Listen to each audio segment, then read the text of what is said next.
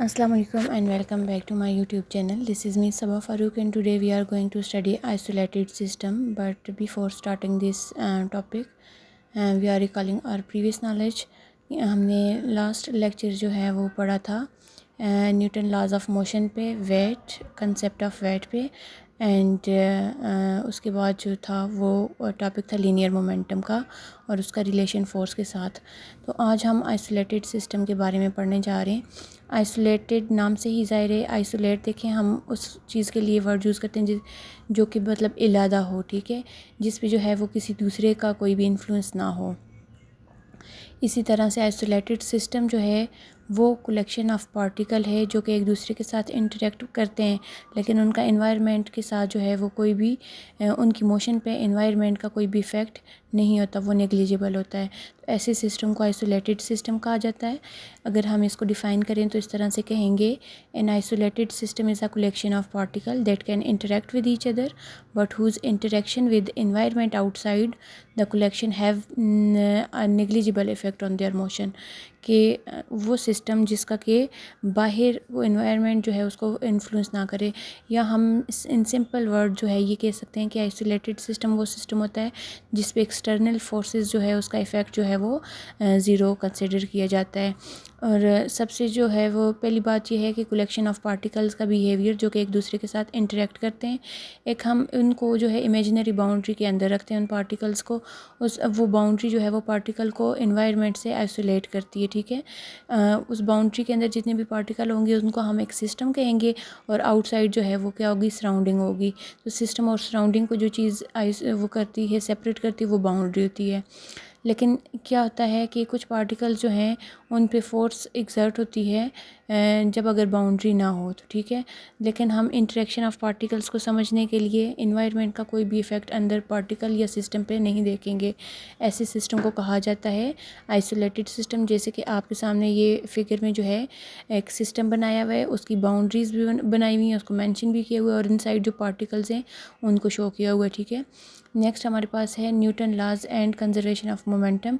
कि Newton laws को और कंजर्वेशन ऑफ मोमेंटम देखिए, जैसे मैंने आपको कहा कि momentum is a product of mass and velocity, और न्यूटन लॉ के अकॉर्डिंग फोर्स हमारे पास किसकी इक्वल होती है, एम ए की इक्वल होती है।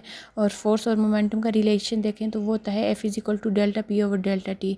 तो आइसोलेटेड सिस्टम जो है वो law of conservation of momentum को ओबे करता है, जिसका मतलब ये है कि मोमेंटम जो है वो कंजर्व रहेगा, जो इनिशियल मोमेंटम है उतना ही फाइनल मोमेंटम रहेगा। मोमेंटम जो है किसी भी सिस्टम का चेंज नहीं होगा, तो उसको हम कहेंगे law of conservation of momentum. तो चूंकि हमने फोर्स का मोमेंटम के साथ रिलेशन देखा, वो क्या था, F is equal to delta P over delta T. तो यहाँ पे चूंकि एक्सटर्नल फोर्स को हम ज़ीरो की इक्वल ले रहे हैं, तो फोर्स की जगह हमने ज़ीरो पुट किया, is equal to delta P over delta T. Delta P क्या है, चेंज इन मोमेंटम, जो कि इक्वल है फाइनल माइनस इनिशियल मोमेंटम के, डिवाइडेड बाई डेल्टा टी हो जाएगा। या हम इक्वेशन को अरेंज करके लिखें तो ये हो जाएगा P F is equal to P I. मतलब कि in the absence of any external force final momentum will be equals to initial momentum, और ये हमारे पास आ जाता है law of conservation of momentum, ठीक है। In the absence of external force की एब्सेंस का मतलब क्या है, आइसोलेटेड सिस्टम। आइसोलेटेड सिस्टम ऐसा होगा जो फाइनल मोमेंटम होगा सिस्टम का वो इक्वल होगा इनिशियल मोमेंटम के, जब उस पर कोई भी फोर्स एक्सर्ट नहीं हो रही होगी। तो इसका मतलब है कि टोटल मोमेंटम जो है वो कंजर्व रह रहा होगा। नेक्स्ट हमारा टॉपिक आ जाता है change of momentum and collision. कि मोमेंटम कोलिजन के बाद जो है वो किस तरह से चेंज होगा। लेट्स सपोज हमने दो बॉडीज़ ली हैं, एक का मैस m1 है, हैवी बॉडी है, मैस ज़्यादा है, और एक m2 है जो कि लाइटर बॉडी है जिसका मैस कम है। इन दोनों एक दूसरे के करीब मूव करें with some sort of velocities, लेकिन जैसे ही आपस में ये कोलाइड करेंगे, इनकी इंटरेक्शन होगी, तो इनकी इंटरेक्शन के बाद इनकी वेलोसिटीज़ चेंज हो जाएंगी। m1 जो है वो एक साइड मूव करेगा और m2 जो है वो दूसरी साइड मूव करेगा मैसेज, ठीक है। कोलिजन के बाद देखें मैसेज इनके चेंज हैं और इनकी वेलोसिटीज़ भी चेंज हो रही हैं।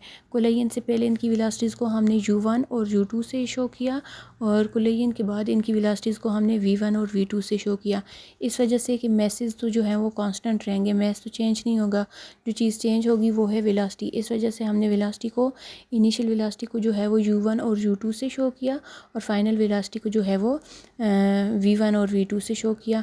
तो law of conservation of momentum के अकॉर्डिंग हमारे पास जो है फाइनल मोमेंटम इनिशियल मोमेंटम के इक्वल होगा। इनिशियल मोमेंटम क्या है, दो बॉडीज़ हैं, तो एक का m1 u1 plus m2 U2 होगा, ठीक है। वैसे मोमेंटम का फार्मूला mv होता है ना, तो v को हमने u1 से रिप्लेस किया है। 1 इस वजह से लिखा है, एक बॉडी और दूसरी बॉडी दोनों की चूँकि मैसेज और वेलोसिटीज डिफरेंट है। इसी तरह फिर फाइनल मोमेंट हमारे पास हो जाएगा pf is equal to m2v2 plus m1v1 plus m2v2, मतलब कि momentum of first body plus momentum of second body. तो law of conservation of momentum के according final momentum initial momentum के इक्वल होगा। तो दोनों की चूँकि हमने ऊपर इक्वेशंस लिखी हुई हैं, इनकी वैल्यूज़ पुट करेंगे। जब वैल्यूज़ पुट करेंगे तो ये हमारे पास हमें मिल जाएगा, इसका इक्वेशंस इसकी मिल जाएंगी। इक्वेशंस क्या होंगी, m1v1 plus m2v2 equals to m1u1 plus m2u2। तो इसका मतलब ये है कि हमारे पास इनिशियल मोमेंटम जितना है उतना ही जो है वो फाइनल मोमेंटम होगा। सेकेंडली जो है वो मैं आपको एक ये बात बताती चलूँ कि यहाँ पे हम एक कंडीशन ले रहे हैं आइसोलेटेड सिस्टम की। आइसोलेटेड सिस्टम का मतलब ये है कि जब हमारे पास कोई भी एक्सटर्नल फोर्स एक्ट ना कर रही हो, तो मतलब कि ये हम एक ऐसा आइडियल केस ले रहे हैं जिसमें एक्सटर्नल फोर्सेस को हम निगलेक्ट कर रहे हैं, कि मतलब इन the absence of any external force तभी हमारे पास फाइनल मोमेंटम जो है वो इनिशियल मोमेंटम की इक्वल होगा, और तभी ये जितने भी हमने फार्मूलाज वगैरह फाइंड किए ये जो हैं वो वैलिड होंगे, ठीक है। तो यहाँ से जो है अब हम वेलोसिटीज़, इनिशियल वेलोसिटी भी अगर हमें किसी फॉर एग्जांपल एक मैस m1 की नहीं पता तो हम इसको फाइंड आउट कर सकते हैं, या अगर हमें v1 नहीं पता तो भी हम इस फार्मूले के तहत फाइंड आउट कर सकते हैं। जिस तरह से कि हमारे पास नेक्स्ट एग्जांपल आ जाती है, इसकी देखें बाल्स जो हैं वो कोलाइन कर रही हैं, इनिशियल उनका मैस जो है वो 0.05 kg एक मैस है, m2 जो है वो 0.25 kg है।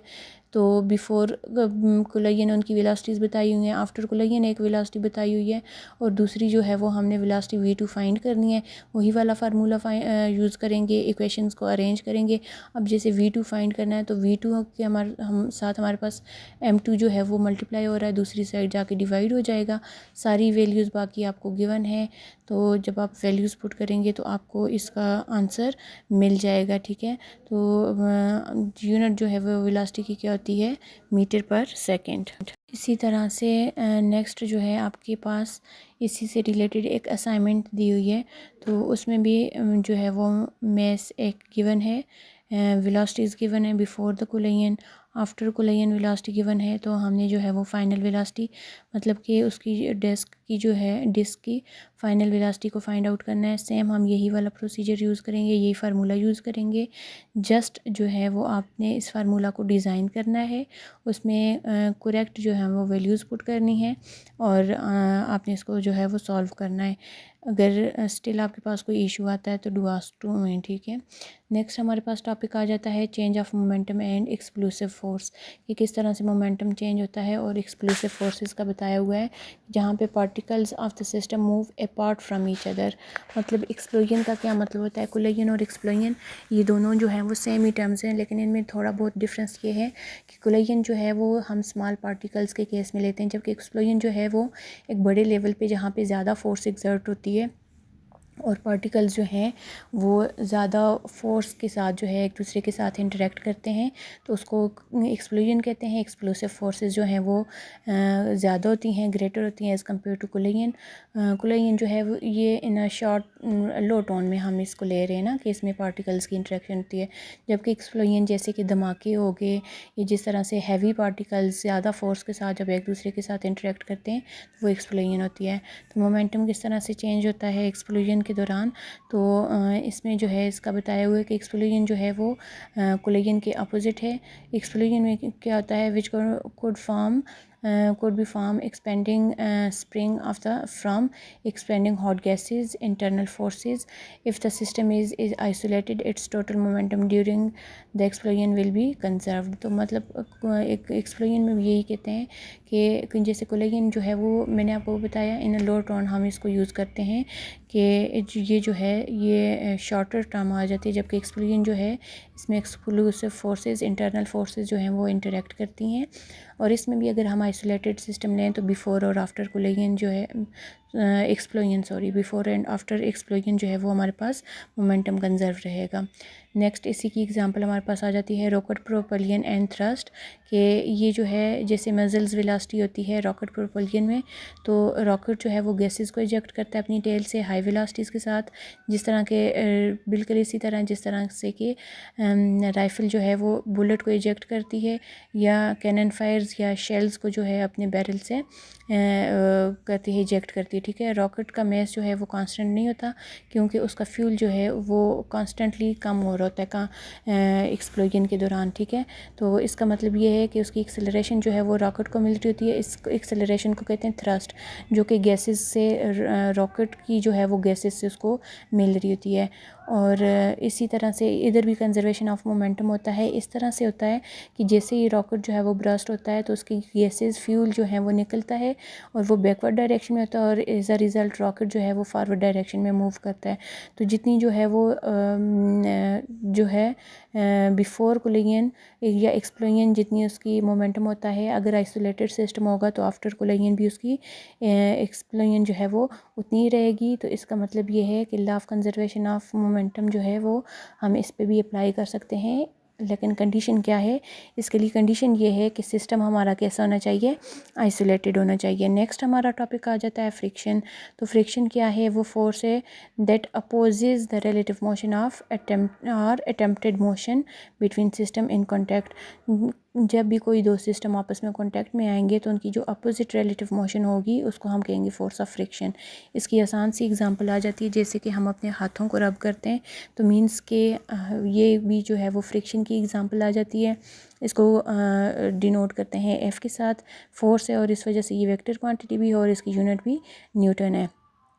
फ्रिक्शन फोर्स जो है वो हम अपने इर्द गिर्द देखें तो हमें हर जगह पे फील होती है। स्लाइडिंग फ्रिक्शन भी होती है, रोलिंग फ्रिक्शन भी होती है।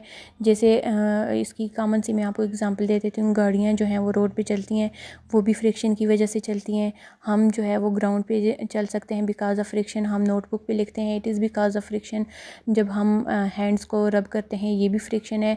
तो इसका मतलब ये हुआ कि जब भी दो बॉडीज़ आपस में कॉन्टैक्ट में आएंगी तो there will be a frictional force over there. ठीक है, अब देखें हम ग्राउंड पे चलते हैं तो हमारा पाँव और ग्राउंड का आपस में कॉन्टैक्ट होता है, जो कि हमें अलाउ करता है कि हम इस पर फॉरवर्ड मूव कर सकें। इसी तरह से देखें, कभी भी हम हैंड्स को जो है वो एक ही डायरेक्शन में रब नहीं करेंगे, बल्कि जो है हमें हैंड्स को रब करने के लिए एक हैंड को जो है वो फॉरवर्ड पुश करना होगा और एक को बैकवर्ड। तो इसी तरह अपोजिट जो रिलेटिव मोशन होगी, इसकी वजह से जो फोर्स प्रोड्यूस हो रही है वो कौन सी है, फ्रिक्शनल फोर्स है। ठीक है, आगे जो है इसमें हम थोड़ा इसका ब्रीफ व्यू माइक्रोस्कोपिक डिस्क्रिप्शन देख लेते हैं फ्रिक्शन की, कि अर्थ हमारे पास कुछ सरफेसेस ऐसी होती हैं जो रफ़ होती हैं और कुछ ऐसी होती हैं जो स्मूथ सरफेसेस होती हैं। अब फ्रिक्शन जो है वो कहाँ पे ज़्यादा होती है, कहाँ पे कम होती है, तो ये है कि हम अगर माइक्रोस्कोपिक व्यू देखें ना, जितनी भी हमारे पास जो शाइनी सरफेस होती हैं उनमें थोड़े थोड़े जो हैं वो बम्प्स बने हुए होते हैं। ठीक है, बिल्कुल जो है वो शाइनी स्लिपरी सरफेस कोई भी नहीं होती, हर सरफेस रफ़ होती है। इवन जो सरफेस हमें नज़र भी आ रही होती है कि ये स्मूथ होगी, एक्चुअली वो भी जो है वो रफ़ सरफेस होती है जब उसको अगर हम माइक्रोस्कोपिक उसका व्यू देखें तो। इसी वजह से जब हम फ्रिक्शन की बात करते हैं तो ये हम कहते हैं कि जब दो सरफेसेस एक दूसरे से स्लाइड करेंगी तो वहाँ पे इरेगुलरिटीज़ या बम्प होंगे। और दूसरी बात ये है कि कांटेक्ट पॉइंट जो है वो मॉलिक्यूल का डिफरेंट बॉडीज़ का वो जो है वो क्लोज इनफ होगा, strong attractive intermolecular forces exert करेगा, और इसी तरह से अपोजिंग मोशन जो है उसके रिजल्ट में हमारे पास फ्रिक्शन प्रोड्यूस होगी। अब नॉर्मल फोर्स क्या होती है, a contact force perpendicular to the contact surface से जो परपेंडिकुलर फोर्स होती है वो नॉर्मल फोर्स होती है। जैसे कि फॉर एग्जांपल टेबल पे बुक रखी हुई है, उसकी जो वेट फोर्स है वो डाउनवर्ड एक्ट करेगी ऑब्वियसली, तो उसकी जो नॉर्मल फोर्स होगी कॉन्टैक्ट फोर्स के अपोजिट वो अपवर्ड डायरेक्शन में होगी। ठीक है, और नॉर्मल का मतलब ये होता है ज्योमेट्री में परपेंडिकुलर। तो चूंकि फ्रिक्शन फोर्स जो है वो एक्स एक्सिस के लॉन्ग होगी, तो ये हमारे पास जो नॉर्मल फोर्स है वो क्या होगी, फिर वाई एक्सिस के लॉन्ग होगी। तो इसी तरह से ये परपेंडिकुलर हो सकती है। जिस तरह के आपके सामने जो है वो एक टेबल की एग्जांपल दी हुई है, उसकी डिफरेंट पोजीशंस का बताया हुआ है कि अगर हम इसकी जो है वो डिफरेंट पोजीशंस रखेंगे तो किस तरह से जो है वो हमारे पास इस पर इसकी नॉर्मल फोर्स जो है वो चेंज होगी। ठीक है, तो आप ये सामने फिगर में देखें, जैसे कि हमारे पास फिगर ए में बताया हुआ कि नॉर्मल फोर्स अपवर्ड है, थोड़ा सा उसको हमने टिल्ट किया तो वहाँ पे हमारे पास नॉर्मल फोर्स चेंज होगी, और फिर जो है वो हमने दोबारा से उसकी ओरिजिनल पोजीशन पे रखा तो दोबारा से नॉर्मल फोर्स चेंज होगी। इसका मतलब ये हुआ कि नॉर्मल फोर्स जो है वो हर पॉइंट पे चेंज होती है। वो सिर्फ आप इतना याद रख लें कि नॉर्मल फोर्स जो है वो परपेंडिकुलर होती है टू द कॉन्टैक्ट फोर्स, ठीक है। और दूसरी बात, जैसे मैंने आपको बताया कि अगर हमारे पास जो है वो सिर्फ ये हमेशा वर्टिकल होती है, जो नॉर्मल फोर्स है। Vertical means in a sense कि अगर हमारे पास एक्स एक्सिस के लॉन्ग कॉन्टैक्ट फोर्स होगी तो वाई एक्सिस के लॉन्ग जो है वो नॉर्मल फोर्स होगी। तो अगर हम जो है वो टेबल की सरफेस को हॉरिजॉन्टल नहीं रखते तो नॉर्मल फोर्स जो है वो वर्टिकल नहीं रहेगी और वो मैग्नीट्यूड ऑफ वेट के इक्वल नहीं होगी, ठीक है। तो इसका मतलब है कि नॉर्मल फोर्स परपेंडिकुलर होती है कॉन्टैक्ट सरफेस के। अब हमारे पास जो है वो फ्रिक्शन की दो टाइप्स आ जाती हैं, एक स्टैटिक फ्रिक्शन होती है और एक काइनेटिक फ्रिक्शन होती है, ठीक है, या इसको हम डायनामिक फ्रिक्शन भी कहते हैं। स्टैटिक फ्रिक्शन नाम से ही ज़ाहिर है कि ये जो है वो स्टेशनरी ऑब्जेक्ट पे जो फ्रिक्शनल फोर्स एक्ट करती है वो क्या होती है, स्टैटिक फ्रिक्शन होती है, ठीक है।